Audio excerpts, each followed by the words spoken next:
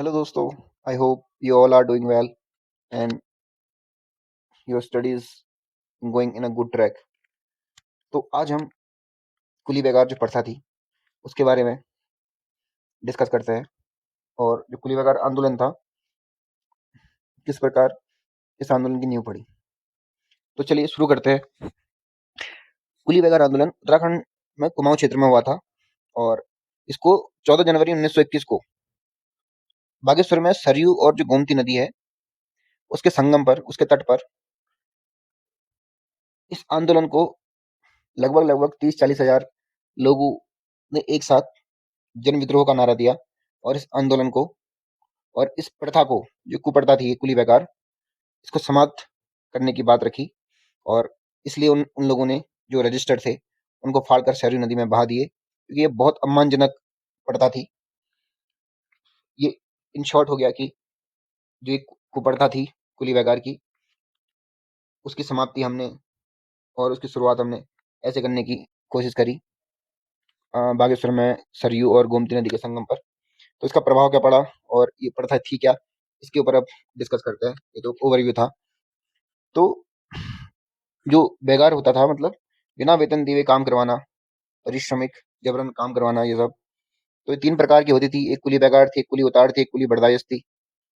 तो इसमें क्या होता था कि जो सरकारी अधिकारी थे या जो भी उस टाइम पे जो ब्रिटिश फौज थी, ब्रिटिश भारतीय फौज, तो जबरदस्ती जहाँ भी जाते थे वहाँ के जो ग्रामीण थे उनसे काम करवाना, अपना सामान को इधर से उधर ढोना एक स्थान से दूसरे स्थान पर, और उसके बदले में उनको पैसा नहीं देना और उनको मुफ्त में भोजन करवाना। ये सब इन तीनों जो ये प्रथाएं थी, कुली बेगार, कुली उतार, कुली बर्दाश्त, इसका एक पार्ट था ये। लेकिन इसमें ये भी सोचने की बात है कि इतनी बड़ी प्रथा तो थी ये, तो क्या किसी ने स्टार्टिंग पे इसका विरोध नहीं किया होगा? जी हाँ, बिल्कुल किया था। लेकिन एक दो लोग की आवाज दबा दी जाती है जस्ट बिकॉज जो हमारे अपने लोग होते हैं वही इसमें मिले भगत होते हैं। तो सेम उसी टाइम में जो गांव के पटवारी थे या जो ग्राम प्रधान थे उनके अंग्रेजों के साथ बहुत अच्छे संबंध थे। तो वो लोग अंग्रेजों को दुख नहीं करना चाह रहे थे, तो वो सब इसमें मिले हुए थे। तो उनने भी ग्रामीणों को बाध्य किया ये सब करने के लिए। जो नहीं करता उसको मारते पीटते या फिर इस टाइप से उसको प्रताड़ित करते। और एक प्रकार से देखा जाए तो ये प्रथा मानव की जो गरिमा है उसके पूरी विरुद्ध थी। यानी हम जबरदस्ती किसी से काम नहीं करवा सकते थे, लेकिन वहां पे ऐसा करवाया जा रहा था। तो मानव की गरिमा की पूर्ण अवहेलना थी यहाँ पे।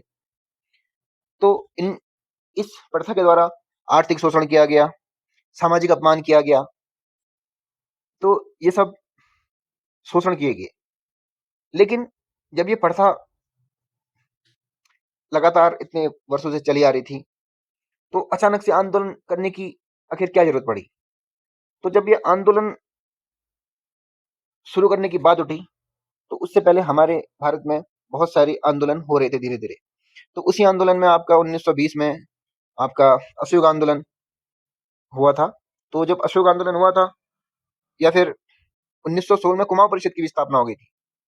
तो कुमाऊं परिषद की स्थापना हुई थी तो इन लोगों ने लोगों को जागरूक करने की बात करी, घर घर जाकर पैम्पलेट्स में या जिस प्रकार से भी वो लोग जागरूक कर सकते थे वो कर रहे थे। और इसी टाइम पे 1920 में जब असहयोग आंदोलन हुआ तो जब कुमाऊं के लोगों को पता चला कि लाइक जो वहाँ के बड़े बड़े लीडर थे, यहाँ से बुद्धि वल्लभ पंत हो गए, बद्रीदत्त पांडे हो गए, तो इन सब लोगों ने जब इस आंदोलनों में राष्ट्रीय जो आंदोलन थे उनको देखा था, बहुत गहराई से देखा था। तो उन सबों ने यहाँ की जो आम नागरिक थी, ग्रामीण जनसंख्या, ग्रामीण जनता, उस तक ये बात उजागर करी। तो उनको समझाया पहले। तो इसमें बद्रीदत्त पांडे जी, हरगोविंद पंत जी, विक्टर मोहन जोशी जी, चिरंजी लाल जी और लाला चिरंजी लाल शाह जी, तो इन सब ने आंदोलन में बहुत महत्वपूर्ण योगदान दिया। इन्होंने लोगों को समझाया, घर घर जाकर जागरूक किया, ऐसा है ऐसा है, हम इसके विरोध में आवाज उठाएंगे। तो ये वो कारण थे जिसके कारण इस आंदोलन को खड़ा करने की एक नींव पड़ी। यानी कि बिना इन नेतृत्वकर्ताओं के ये आंदोलन खड़ा ही नहीं हो सकता था। देन उसके बाद हम देखते कि उस 14 जनवरी को हुआ क्या था। तो उस दिन उत्तरायणी का मेला था बागेश्वर में और 40,000 से अधिक लोग एकत्र हुए थे। तो पांडे जी के नेतृत्व में, बद्रीदत्त पांडे, तो कुली बेगार के जो सरकारी रजिस्टर थे उनको सरी नदी में फेंक दिया गया, पन्ने फाड़ दिए गए। और जो जन समूह था इतना बड़ा वहां पे, उसने कसम खाई कि हम बेगार नहीं देंगे, ना बेगार करेंगे, बेगार हम करेंगे ही नहीं की शपथ ली गई वहां पे। और ये जो संदेश था, गांव गांव में, बच्चे बच्चे कानून तक ये संदेश पहुंचा दिया गया। और इस आंदोलन की सबसे बड़ी विशेषता ये थी कि यह अहिंसक था पूर्ण रूप से, यानी कि इसमें हिंसा नहीं हुई थी। और एक सांकेतिक विद्रोह था। जो गांधी जी के सत्याग्रह है, उनकी बात थी इस आंदोलन में, उनको फॉलो किया गया। जो भी गांधी जी के प्रिंसिपल थे, अहिंसा सबसे बड़ा जो प्रिंसिपल गांधी जी का, उसको इस आंदोलन में बहुत गहराई से प्रयोग किया गया। साथ ही साथ जो ये आंदोलन था, अल्मोड़ा, नैनीताल, पिथौरागढ़, चंपावत, इन सब क्षेत्रों में भी फैला धीरे धीरे। जब ये सब घटना हुई तो उसके बाद जो इमीडिएट प्रतिक्रिया थी ब्रिटिश सरकार की, वो क्या थी? उसने यानी जो ब्रिटिश सरकार थी उसको डर लग चुका था कि ये कुछ गलत हो रहा है, क्योंकि इससे उनको ही नुकसान हो रहा था। तो अंग्रेज सरकार ने जो आंदोलनकारी थे उनको गिरफ्तार करना शुरू किया, दमनकारी नीतियां अपनाएगी। मतलब बहुत सारे प्रयास किए गए जिनसे इस आंदोलन को कुचला जा सके, और इस प्रथा के विरोध में जो भी बोलता उसको जेल में डाल दिया था। लेकिन अंततः जनता की जीत हुई, नेताओं की जीत हुई, और 1921 में ब्रिटिश सरकार को कुली बेगार प्रथा को कानूनी रूप से समाप्त करना पड़ा। तो इस प्रकार से यह आंदोलन समाप्त हुआ। अब हम देखते हैं कि इसका महत्व, तत्कालिक महत्व क्या था उस टाइम पे। पहला तो ये था कि कुली बेगार का उन्मूलन हुआ, पहाड़ी जो जनता थी उसमें आत्मसम्मान और प्रतिरोध की भावना का उदय हुआ। यानी कि अभी भी हम, जो कुमाऊं की ग्रामीण जनसंख्या थी, अभी हम खाली कुली बेगार जो प्रथा थी इससे छुटकारा पाया। ऐसे भी बहुत सारी प्रथाएं थी, और हम उस टाइम पे अंग्रेजों के अधीन शासन कर रहे थे। तो एक हमारे अंदर एक प्रतिरोध की भावना आएगी, अगर हम इस कुप्रथा को बंद करा सकते हैं तो हम अंग्रेजों को भी खदेड़ सकते हैं। तो जो नवयुवक थे, जो उस टाइम के आंदोलनकारी थे, उनके अंदर चिंगारी की लहर दौड़ उठी। और इसके दीर्घकालिक प्रभाव तो यही होंगे कि लाइक स्वाधीनता आंदोलन की प्रथम व्यापक जन सहभागिता में इसने महत्वपूर्ण भूमिका निभाई। और इस आंदोलन ने महिला शक्तिकरण की प्रारंभिक बात करी। और 1930 में जो जंगल सत्याग्रह था उसकी पृष्ठभूमि भी इसी आंदोलन ने तैयार करी थी, और स्थानीय चेतना को राष्ट्रीय आंदोलन से जोड़ा इसने। देन अब थोड़े फैक्ट देख लेते हैं इसमें।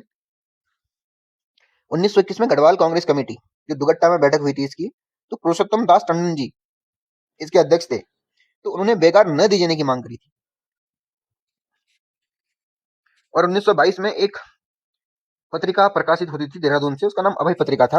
वो स्वामी विचारानंद सरस्वती ने प्रकाशित, वो मतलब ये प्रकाशित करते थे। तो इस अभय नामक पत्रिका के द्वारा भी इस आंदोलन को जन जन तक फैला गया और फैलाने का प्रयास किया गया। और 1921 में आपका जो मोहन सिंह मेहता थे वो गिरफ्तार हुए थे, और ये कुमाऊं के प्रथम राजनीतिक गिरफ्तारी थी। मोहन सिंह मेहता ये कुमाऊं की पहली राजनीतिक गिरफ्तारी थी। ये थोड़े बहुत फैक्ट्स है जो प्रीलिम्स में पूछ सकते हैं। और महात्मा गांधी ने इस आंदोलन को रक्तहीन क्रांति की बात की। उन्होंने कहा कि रक्तहीन क्रांति है। और जो स्वामी सत्यदेव थे, उन्होंने कहा कि जो असहयोग आंदोलन है उसकी पहली ईंट, कहा इसको, कुली बेगार आंदोलन को कहा असहयोग आंदोलन की पहली ईंट है। और इस समय टिहरी में जो कमिश्नर था वो डाइविल था। और जो पहला विरोध आंदोलन था वो अल्मोड़ा के ख्याणी गांव में हुआ था। और जो कुली बेगार था उसको खत्म करने का प्रयास एक बार ट्रेल ने करा था 1822 में। उसने खच्चर सेना का गठन कर दिया था, लेकिन ये अपने अस्तित्व में पूर्ण रूप से आ नहीं पाई। और 1903 में क्या हुआ कि जब लॉर्ड कर्जन कुमाऊं की यात्रा पर था, सॉरी गढ़वाल की यात्रा पर था, तो जो गौरा दत्त बिष्ट जी थे उन्होंने उसको बताया कि ऐसी ये पड़ता है, इसको समाप्त करने की बात कही थी उन्होंने एक बार। गौरा दत्त बिष्ट थे वो। और 1908 में क्या हुआ, जो जोत सिंह नेगी जी थी उन्होंने कुली एजेंसी की स्थापना कर दी। उसका हेडक्वार्टर पौड़ी में रखा गया। और इसका नेतृत्व जो है एक संचालन समिति थी कुली एजेंसी की, इसका नेतृत्व तारा दत्त गहलोत जी को दे दिया गया करने के लिए। तो इस प्रकार से जो कुली बेगार प्रथा थी 1815 से लेकर 1921 तक चलती आ रही थी। और अंत में इसको 14 जनवरी 1921 में जो आंदोलन था इसमें कसम खाएगी कि इसको समाप्त करेंगे। तो इस प्रकार अंग्रेजों को झुकना पड़ा, और उन्होंने 1922 को इस जो प्रथा थी 1921 को पूर्ण तरह से समाप्त करने की बात कही और कानून से समाप्त कर दिया।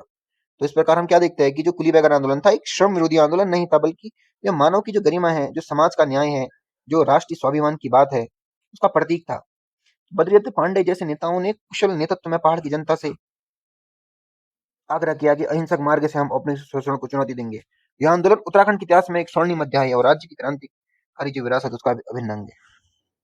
तो साथियों, इस प्रकार से हमने कुली बेगार जो आंदोलन है उसको हर एक डायमेंशन से कवर